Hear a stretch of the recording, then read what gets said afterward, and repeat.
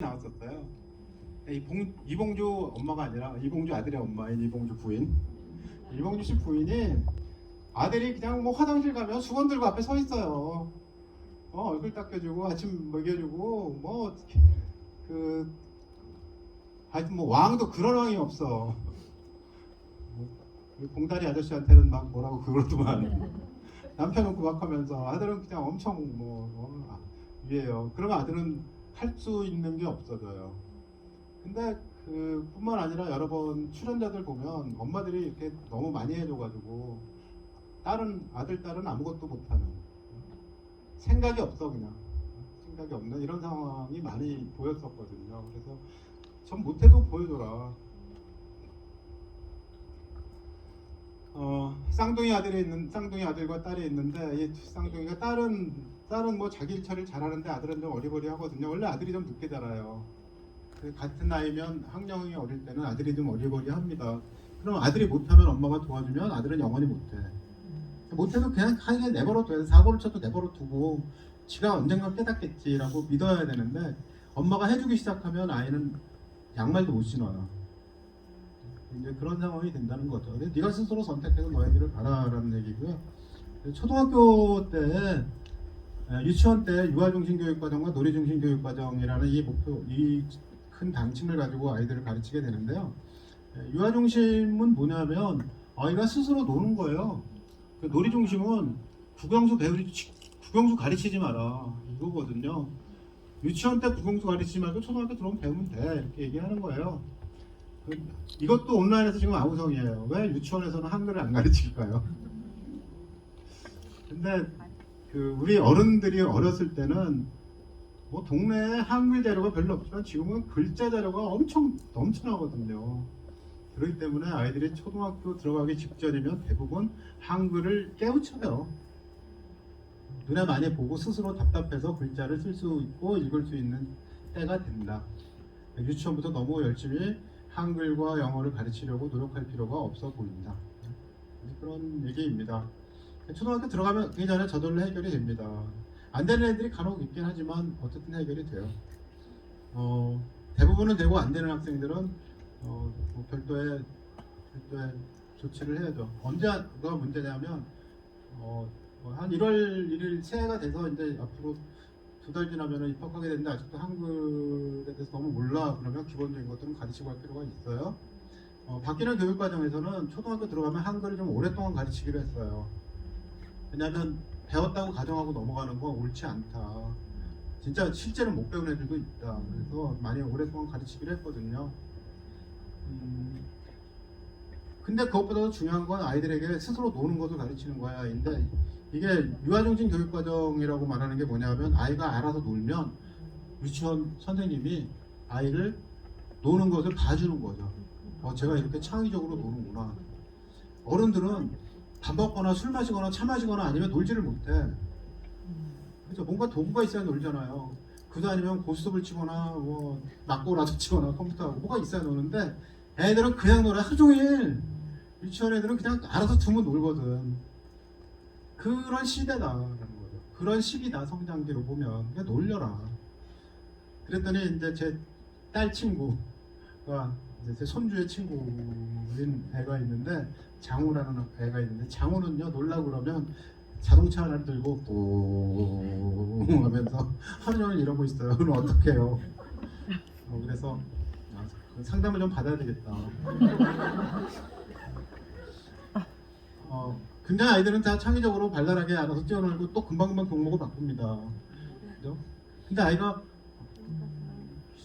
뭘까 하는 것들 좀 일반적인 아이와 좀 다른 행태를 보인다면 조금 상담을 받는 게 맞지 않을까, 그런 얘기를 했던 거죠. 어쨌든 중요한 건 아이가 스스로 알아서 놀게 해주는 것, 이게 중요한 거다라는 얘기고요. 초등학생이 되면 네가 알아서 모든 걸 선택해서, 네가 브리지 넣을까 말까, 화장을 할까 말까, 네가 알아서 다 하면 돼.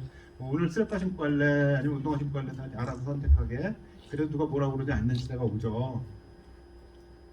그 다음에 중학생이 되면 자유학기제라는 게 있는데, 자유학기제의 중요한 점은 뭐냐면요, 수업을 좀 빼고 거기다가 활동을 집어넣은 다음에 네가 선택해야 하는데, 이 목적이, 자유학기제의 목적은 진로를 가르치려고 하는 것도 아니고 선택을 가르치려고 하는 거예요. 이름이 자유잖아요. 자유라는 건 뭐예요? 네가 마음대로 할 수 있는 게 자유지 않습니까? 네가 마음에 드는 걸 선택했는데 이 자유의 기본 개념은 뭐냐면 도전. 어려운 거 선택해봐라. 어려운 거 선택 안 하는 이유는 뭐죠? 점수가 나쁠까봐. 그렇다면 어떻게 하겠어? 점수 안 줄게. 어려운 거 도전해봐. 근데 문제는 학교에서도 이런 원래 취지를 모르고 이렇게 어려운 과목에 도전해라, 어려운 활동에 도전해봐라. 이때가 아니면 도전할 기회가 없어. 성적도 안 나고 아무것도 없잖아. 네가 진짜 싫어하는 건지 도전해봐. 네가 진짜 싫어하는 거야 이게? 한번 해봐. 이런 게 필요한 그 방식으로 아이들에게 선택을 제공하는 거죠. 근데 고등학생이 됐어요. 그러면 선택교육과정이라는 게 있어요. 고등학교 1학년 때는 다 똑같이 배우지만 2학년 때부터는 뭔가 과목을 선택해. 그럴 때 선택해야 되는 과목이 뭐냐면 미적분. 앞으로 미적분이 이름이 또 다시 미적2가 돼버려요. 어려운 미적분. 우리가 얘기하는 이과 미적분이라고 하는데 지금 이과 미적분이 아니에요. 경제과에서 필요하고 뭐 국문과에서 필요하니까. 그러니까 어려운 미적분. 그 다음에 나머지는 사회와 과학은 수능 시험 봤을 때 응시자가 적은 과목. 물투, 화투. 그 다음에 아까 했는데 세계사, 세계지리, 경제 이런 과목들이에요. 이런 데 도전해라. 도전적 선택이라는 거죠. 선택이지만 쉬운 걸 선택하지 말고 도전적으로 선택해라. 그런데 사람들은 안정적이고 쉬운 걸 선택하고 싶어하는 원래 성향이 있어요. DNA 그렇게 돼 있어. 힘들면 죽어. 그래서 에너지를 아껴야 되거든. 생각 안 해야 돼. 그래 내 생존하는데 유리해. 이게 몸에 배 있는 거예요. 근데 누구는 도전하러 가는 거지. 더 어려운 공부를 위해서 난 도전했다. 대학에서 누굴 뽑아요? 대학은 공부할 기회를 배분해 주는 겁니다. 너에게 고등교육 기회를 줄게. 조건이 뭐야? 어려운데 도전하는 사람. 이게 조건이에요. 수능은 그냥 수능 잘 본 사람. 근데 대학이 원하는 데는 어려운데 도전하는 사람. 실패해도 괜찮아. 실패해도 괜찮아. 실패는 뭘로 나타나냐면 고등학교 때 수학을 쭉 봤는데 어떤 학교 성적이 나빠. 이 실패죠. 그냥 뭐 탐구를 잘못했어. 그럴 수도 있고 실패예요. 한 번 실패해도 괜찮아. 혹은 뭐 거기 세분을 특기상에 뭐 이런 어려운 거 가지고 도전했는데 실험 결과가 안 나왔대. 괜찮아. 해봤잖아. 실패해도 괜찮아. 이걸 전제로 해서 도전하는 사람을 중시한다라는 거죠. 실패도 괜찮아까지 가면 이제 나중에 어디로 가냐면 진로 선택으로 갑니다. 이제 인생은 세 가지 선택으로 이루어진다고 하는데요. 이 세 가지 선택을 우리는 대충 하고 쉽게 하려고 한다. 1번 고등학교 때 뭘 배울까? 2번 어떤 방향으로 내 진로를 잡을까? 다음 3번 뭐죠? 어떤 배우자와 함께 살까? 거기 오면 진짜 대충 한다. 뭐 50 오른다, 300 오른다, 뭐 그렇게 얘기를 하지만 그래도 선택 역량이라는 것이 끝까지 갈수록 중요한데 그 선택은 어떻게 해야 되냐면 저렇게 한다. 신중하게, 자율적으로, 도전적으로, 책임 있게. 네가 선택했으니까 책임을 져야지. 그렇게 해야 된다라는 것이 기본입니다. 그러니까 지금 진동섭이 하고 있는 얘기 뭐죠? 유치원서부터 고등학교까지 계속해서 우리의 인생은 C로 이어진다. 초이스.